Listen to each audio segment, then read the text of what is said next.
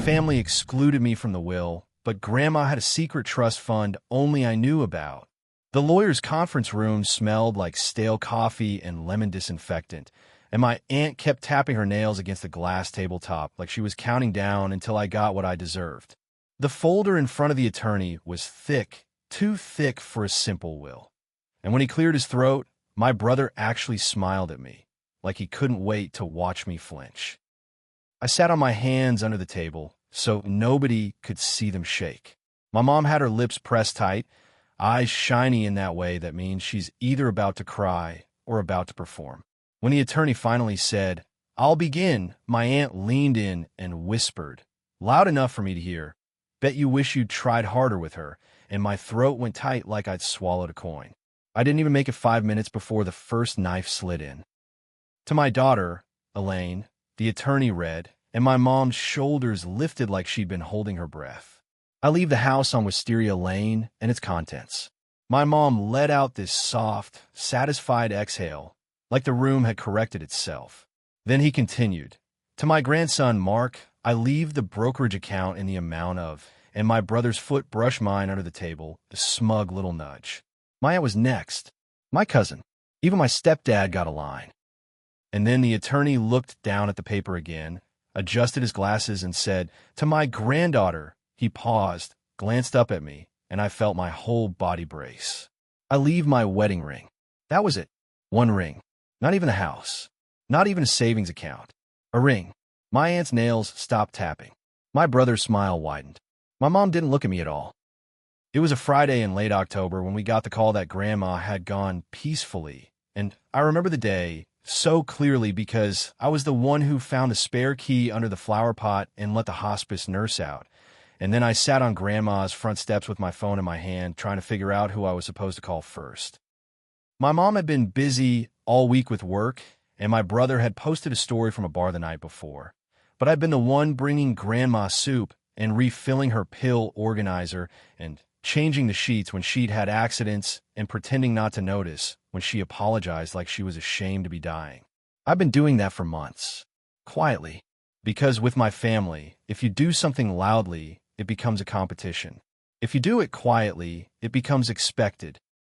Grandma and I were close in a way I didn't fully understand until she was gone.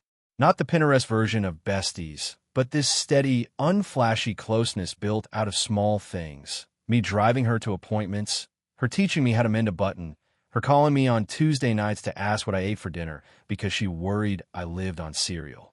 When I was a kid, she was the only one who noticed when my voice got smaller around my mom. She'd hand me a plate of cookies like she wasn't taking sides, but she'd squeeze my shoulder with her flour-dusted fingers in a way that said, "I see you." My mom and my aunt always called Grandma difficult. They loved her in the abstract, holiday photos, social media posts about my rock. But in real life, they complained that she asked too many questions and didn't just go with the flow. My brother treated Grandma like an ATM with a pulse. He'd show up twice a year, hug her too hard, talk about how money is tight, and leave with an envelope and a grin. I was the one who got the late-night calls when her bank app locked her out. I was the one she asked to read letters when her eyesight got worse.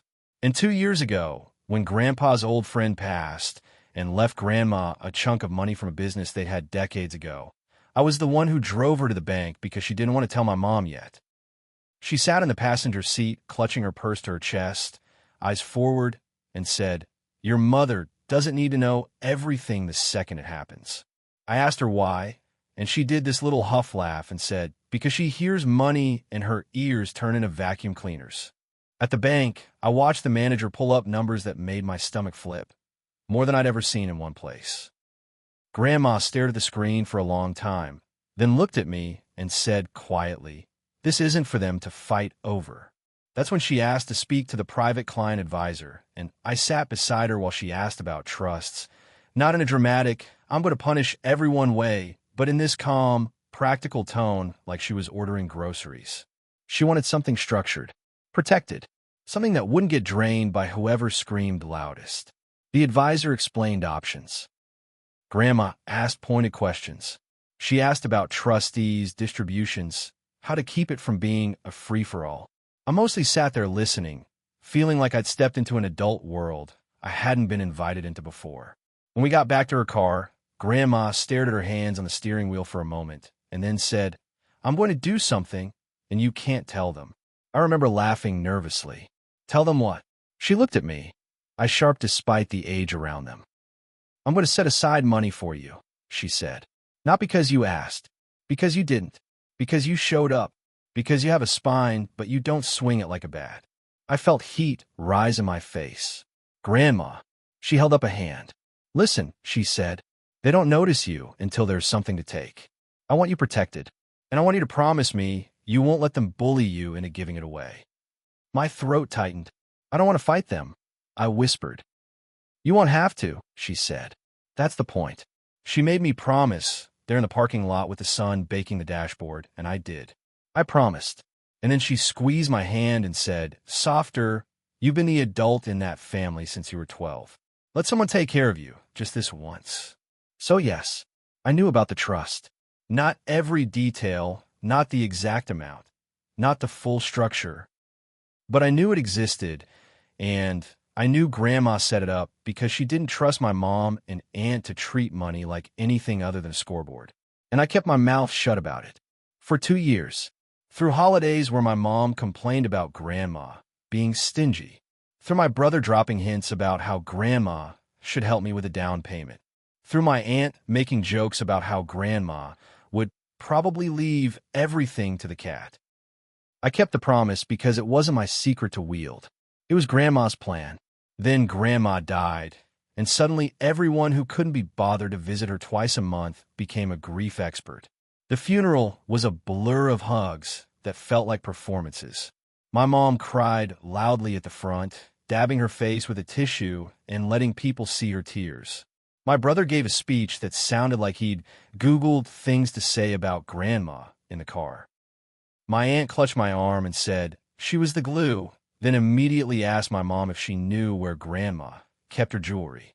After the funeral, my mom cornered me in Grandma's kitchen while everyone else picked a casserole. "Did she ever say anything to you?" she asked. Her voice was soft, but her eyes were searching. "About plans?" I knew what she meant. Money. Always money. "No," I said, because I wasn't going to betray Grandma's trust to soothe my mom's curiosity. We talked about normal stuff. My mom's mouth tightened. "You were around her a lot," she said, like it was an accusation. I shrugged, keeping my face neutral. "I visited," I said. My aunt swooped in then, smelling blood. "Well, you know," she said with a small laugh, "Mom always loved her favorites." I didn't respond, because there's no winning with people who have already decided your existence is an insult. When the will reading got scheduled, my mom acted casual, but she was calling me twice a day with questions like, "Do you think she left the house to me?" She should, right? And Mark could really use help. He's struggling, and it would be nice if she recognized everything we did, everything they did, which, in practice, meant showing up when it was public and disappearing when it was messy. So I walked into that lawyer's office already braced. I expected the house to go to my mom. That made sense in a sad way. I expected my brother to get something. I expected my aunt to get something. I expected to be treated like an afterthought, because I always am, but I didn't expect the cruelty to be so clean.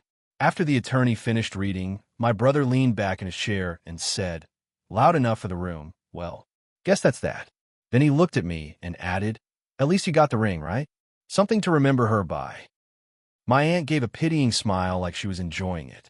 "She always was practical," she said, eyes flicking over me like I was a faded couch. "Maybe she didn't think you needed much." My mom finally looked at me, and her eyes were strangely hard. "You should be grateful," she said quietly. "A ring is meaningful." Meaningful. Like that was going to cover rent. I felt my face go hot, then cold. Under the table, I dug my nails into my palm, so I didn't do something I'd regret. The attorney cleared his throat, uncomfortable. He started gathering papers like he wanted to vanish. Then my brother did something that made my stomach drop for a different reason. He slid a document across the table toward me. "Sign this," he said lightly. I stared. "What is it?" "Just a release," my brother said, still smiling. "So you can't come back later and claim anything. It's standard." Mom wants everything tied up clean. I looked at my mom, and she didn't deny it. She just stared at me like she was waiting for me to comply. My mouth felt dry. I'm not signing anything, I said. My brother's smile tightened. Why not? Because the second you sign something in my family, it becomes a weapon. Because I didn't trust any of them. Because Grandma had looked me in the eyes and told me not to let them bully me. I'm going to have it reviewed, I said. My aunt scoffed. Oh my God, don't be dramatic. My mom's voice turned sharp. You're not entitled to anything else, she snapped. Stop trying to make this into a thing. I looked at her, really looked. I'm not making the thing, I said quietly. You are. You're asking me to sign away rights you're confident I don't have. That's suspicious. My brother leaned forward, voice low. Don't embarrass yourself, he said. Just sign it and we can all move on. Something in me went very still. No, I said. My mom's eyes flashed. Fine, she said coldly. Do what you want. But don't come crying when you're alone. That line hit like it always does because my mom knows exactly where to aim. She knows my deepest fear isn't money. It's being left behind. I walked out of that office shaking, clutching my phone like a lifeline. I sat in my car and stared at the steering wheel until my vision blurred, not because I was surprised by their greed, but because I let myself hope, just a little, that my family might see me for once. That the quiet care I gave Grandma might count in a room where everyone was pretending to mourn. That night, my brother texted me, "Stop being difficult. Just sign. Don't make Mom's life harder." My aunt texted, "You're embarrassing yourself. Grandma would hate this." My mom didn't text at all, which was her way of punishing me. Silence that makes you scramble. I didn't reply to any of them. I sat on my couch with a ring box in my lap, the one thing they'd thrown at me like a bone. And I cried so hard my chest ached. Not because I wanted the money, because I wanted fairness. Because I wanted them to acknowledge that I was there when it wasn't fun. 2 days later, I got an email from someone I didn't recognize. Hawthorne Fiduciary Services. The subject line was, regarding the Eleanor Hawthorne Trust. My hands went cold instantly. I opened it and read the first sentence twice because my brain didn't trust it. We are reaching out to schedule a meeting regarding a trust established by Eleanor Hawthorne, for which you are named primary beneficiary. My throat tightened so hard I had to stand up just to breathe. The room felt too small. I paced from my kitchen to my living room and back, rereading the email like it might vanish if I blinked. There it was. The secret trust. Real. Not a vague promise. Not a sentimental story. Something structured, legal, intentional. My first thought wasn't triumph. It was Grandma's face, serious in that bank parking lot. Promise me. My second thought was terror because I could already picture what would happen when my family found out. The guilt, the rage, the how could you, the rewriting of history to make it sound like they deserve it more. The meeting was the next week in a quiet office with soft chairs and a bowl of peppermints on the table. The trustee was a woman named Marisol who spoke gently but didn't sugarcoat anything. She slid papers toward me. She explained that Grandma had set up a trust funded by that inheritance and some additional assets she'd quietly moved over time. Small amounts, methodical, like she was building a wall brick by brick. You are named, Marisol said, looking at me steadily. And the trust has specific instructions. My hand was shaking as I read. Grandma had written a letter attached to the trust documents. Not long, just a page. It started with, "If you're reading this, then they try to make you feel small again." I had to put the paper down because my eyes blurred instantly. The letter was direct, in Grandma's voice, dry and loving and quietly furious. She wrote that she loved her daughter and grandchildren, but she didn't trust them with money because money made them mean. She wrote that she watched them ignore me for years, then show up when it was convenient. She wrote that she wanted me to have stability, to never feel trapped by family dynamics again. She asked me, again, not to hand it over out of guilt. She wrote, "They will call you selfish. Let them. Being selfless didn't protect you." The trust wasn't infinite money. It wasn't some movie-level fortune, but it was enough to change my life. Enough for a down payment. Enough to pay off my student loans. Enough to breathe. And it came with conditions designed to prevent exactly what my family would try. Distributions were me only, not transferable, with a clause that if anyone attempted to coerce me, the trustee could pause distribution and require mediated communication. Grandma wasn't playing. When I walked out of that office, the sun looked too bright, like the world hadn't gotten the memo that my life had shifted.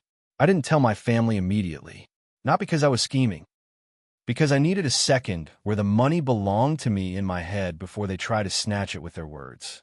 But secrets don't stay secret in families like mine. The attorney's office knew. The estate paperwork moved. People talked. My mom and brother are the kind of people who sniff out money the way sharks sniff blood. 3 days later, my mom called me. Her voice was too sweet. "Hi, honey," she said. "How are you doing?" My stomach tightened. "Fine," I said cautiously. "I spoke to Elaine's attorney," she said, and she tried to sound casual, but there was a tightness under it. "He mentioned something about a trust." I didn't answer immediately. I could hear my own breathing. "Okay," I said finally. My mom inhaled sharply. "So it's true," she said, and the sweetness evaporated. "She left you money. She set up a trust," I said carefully. My mom's voice rose.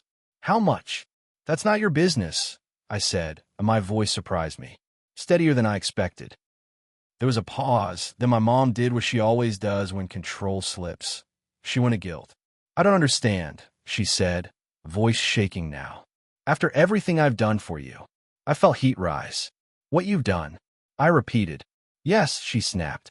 "I'm your mother." "And you told me to sign away rights at the will reading," I said. "You gave me a ring and called it meaningful while you and Mark took everything else." My mom's breath hitched. Then she switched tactics, anger. "That money should be for the family," she hissed. "For Maisie's future. For emergencies. For you," I said quietly. My mom went silent for a second, then said, low and venomous, "So you're going to hoard it." Hoard? Like the trust was a pile of candy I was guarding. I thought about Grandma's letter. "Let them. I'm going to use it the way Grandma intended," I said. "To build stability. For me." My mom's voice sharpened. "You're being selfish." There was right on schedule. I exhaled slowly. "Maybe," I said. "But being selfless is how I ended up being treated like an afterthought in that lawyer's office." My mom made it sound like a sob, but it didn't feel like grief. It felt like rage wearing tears. "You're tearing this family apart," she whispered. "No," I said, and my voice stayed calm. "You're upset because you can't control this." Then she hung up on me. My brother called next. "No pretense." Just straight hostility. "So you kept a secret trust from everyone," he snapped, like I'd committed a crime. "I didn't keep it," I said. "Grandma did." "You knew," he said, voice rising. "You knew, and you sat there acting surprised at the will reading like some innocent little victim." I felt my jaw clench. "You try to make me sign a release," I said. "So don't pretend you care about honesty." My brother laughed bitterly. "You're going to ruin Mom," he said. "She's counting on that house. You know that, right?" "That's not my responsibility," I said, and I could hear my own heart pounding, but I didn't back down. He went quiet for a beat, then lowered his voice into something almost coaxing. "Listen," he said, "we can do this the easy way. You give Mom a chunk, you give me a chunk, and we call it fair. Grandma wouldn't want us fighting." I almost laughed. "Grandma literally wrote a letter saying she expected you to fight," I said, "and she set up the trust so you couldn't take it." My brother's voice went cold. "So that's it," he said. "You're choosing money over family." I stared at my wall, feeling that old instinct to justify myself rise. And then I remembered the lawyer's office. The ring tossed at me like a consolation prize. The release shoved at me like a muzzle. Their smirks. "I'm choosing myself," I said quietly. He swore and hung up. The next few weeks were ugly in that quiet, modern way. Texts, group chats, family members I hadn't heard from in years suddenly checking in. My aunt sent a long message about how blood is thicker than water and how Grandma must have been confused when she made the trust. My cousin asked if I could help with a loan. My mom posted a Facebook status about being betrayed by those you love. At first, it made me shake. I won't pretend I was immune. I'd spent my whole life trained to seek their approval like a dog trained to sit for scraps. But then I'd open Grandma's letter again and read the line about them trying to make me feel small. And I'd feel my spine come back. I didn't go scorched earth. I didn't post my own dramatic status. I didn't show up at my mom's house with paperwork like a movie.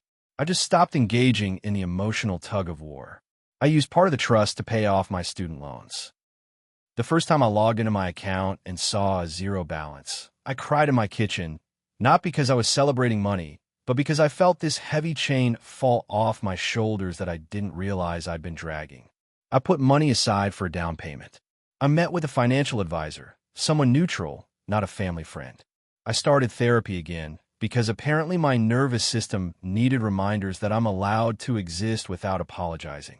And I did one thing Grandma would have loved. I set up a small scholarship fund at the community college I attended. Nothing huge, just enough to help one student a year with textbooks or fees. I named it after Grandma Lena. When I signed the paperwork, I imagined her rolling dough and tapping the ring against my forehead for luck. When my mom found out about the scholarship, she called me furious. "So you'll give money to strangers," she spat, "but not to your own mother?" I listened, breathing slowly, and said, "Grandma didn't trust you with it." My mom went quiet. Then she whispered, "You think you're better than us." I didn't answer right away because I didn't want to be cruel, even though she's been cruel to me plenty. Finally, I said, "No," and I meant it. I think I'm allowed to be safe. The last time I saw my family all together was at Grandma's memorial planting in spring. We planted a small tree in a park like Grandma requested. My mom stood on one side with my brother, and Aunt clustered around her like a little court. I stood on the other side, alone, holding the ring Grandma left me, the one everyone thought was my consolation prize. It felt heavier now, not in weight, but in meaning. My mom didn't hug me. My brother didn't look at me. My aunt whispered to my cousin loud enough for me to hear, "Money changes people." I looked at the small tree, its thin branches trembling in the wind, and thought, no. Money reveals people. As we walked away, my mom finally said, without turning fully toward me, "You could fix this." I stopped. The path was gravel under my shoes. Birds chirped like nothing mattered. "I'm not the one who broke it," I said quietly. My mom's shoulder stiffened. She turned her head just enough to give me that familiar wounded look, half accusation, half plea. "She would have wanted us together," she whispered. I thought about Grandma's letter, about her steady hand planning protection, about her choosing not to gamble my future on their moods. She wanted me protected, I said, and she was right. Then I walked to my car and drove home, hand steady on the steering wheel, the ring warm on my finger, and a strange new feeling in my chest that I'm still getting used to. Not guilt, not fear, relief.